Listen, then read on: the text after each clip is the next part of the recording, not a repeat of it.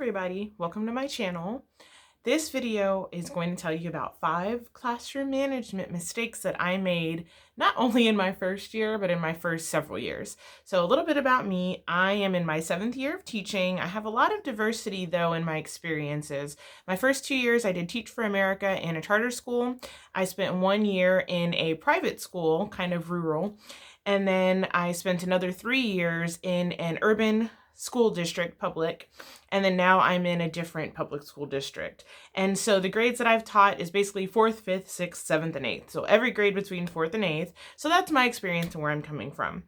So my number one problem that I have battled since becoming a teacher is trying to be cool.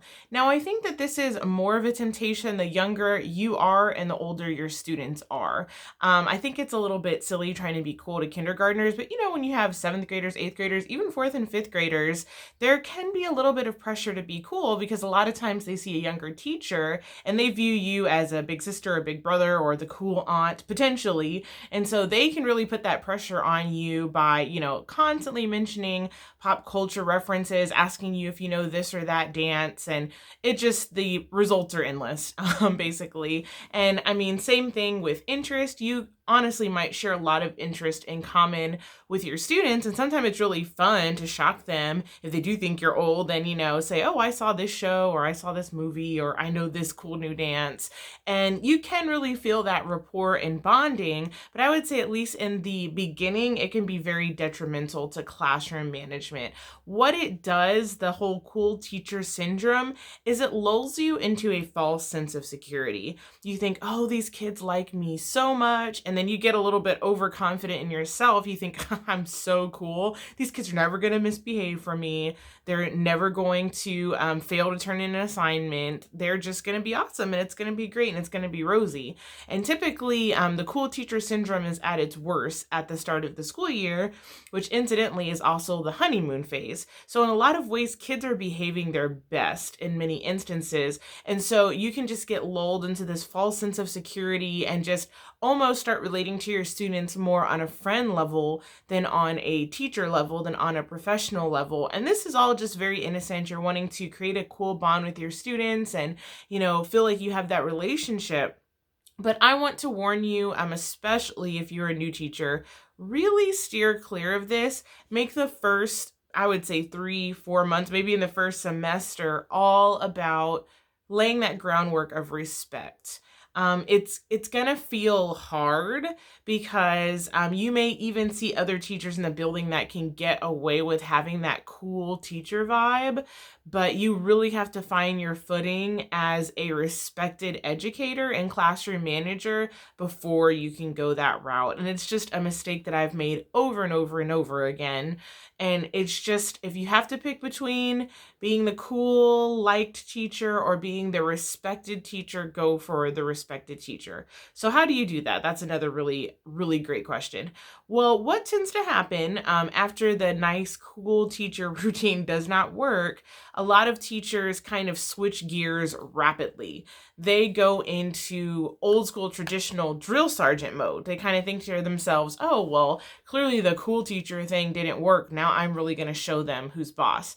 That's almost worse than staying with what you're doing, because then the students are just confused and they might even start to question your sincerity. They might start to question, is this person a lunatic? No, not really. They won't think you're a lunatic. But they're really going to not know how to relate to you. And a lot of times when it gets to that point, maybe you've started off a little bit too quote unquote nice, too cool, too laid back, and you try to switch into, oh, I know, I'll go drill sergeant mode and start screaming at kids and ordering kids and, basically getting them in trouble every second out of frustration and anger. Then an already rocky relationship with your students is going to get a lot worse. So don't think that the answer to being way too nice and way too cool is to go into old school traditional drill sergeant mode. One thing that actually surprised me about working with Gen Z is they're sort of immune to it, to be honest. Now, definitely it's going to depend on what population you work with and what the culture is like, wherever you're at. But I mean, I've been in been teaching students everywhere from, millionaire kids, in really affluent communities to students that are homeless. And I've noticed that all the way across the span, whether it's 4th grade or 8th grade, kids don't really respond to the drill sergeant method anymore because they're not really frightened of authority anymore. Their parents typically don't even deal with them in an authoritative tone, and they don't really, a lot of kids are not even used to getting quote unquote in trouble these days. And so really those methods don't work. If you kind of start yelling and screaming, they might be stunned for a minute, but then it's going to turn into a joke. And then what you risk with that too is that they're not going to take your words seriously until you start yelling. So if you started off really nice and you're the cool teacher, and then you realize that didn't work and your classroom's a mess, then you switch over into drill sergeant mode and start yelling. Initially, it might seem effective. They might get quiet. They might be stunned. But eventually that too is going to wear off because they know that you're limited in what you can do anyway. And things just get weird from that point on. So the biggest, one of the biggest pieces of advice I could give is, don't get overly discouraged if you are a new teacher and you feel like you've blown it on both fronts. It's happened to all of us. All of us have been a little too nice and then a little too harsh in an attempt to overcorrect. But it's just something that over time you'll get that teacher demeanor right, where you are kind, but you're also firm. You are interested in your student's life, but you also have that line of respect. And that's something that takes some time to develop. Okay, I would say number 3 is probably one of the most important ones from the get-go, no matter what your temperament is. And the biggest problem is not sticking to your word and not being consistent. Again, this is a hard one that I think really just about everybody struggles with, but you really have to kind of figure out what is your classroom management plan going to be. Basically, that means every time a rule or expectation is broken, what is the consequence going to be? If you believe in rewards, what are the rewards going to be? And you just really have to work at being as consistent as you can with those things. And I find that kids respond really well to it. Typically, the thing that messes up that rhythm is me. I either feel like, oh, they're being so good. Like, I don't want to, give them a check on my clipboard, or I don't want to, give the next consequence because they're being so nice and they didn't really do anything that bad. And then before you know it, it's all downhill again. Kids respond really well to consistency and routine, no matter what your temperament is like. Okay, I would say another huge problem that you can have is waiting too late to contact parents, or if you're not able to contact family members at all in whatever situation you're in, maybe waiting too late to even inform the principal or your supervisor if there are serious issues going on.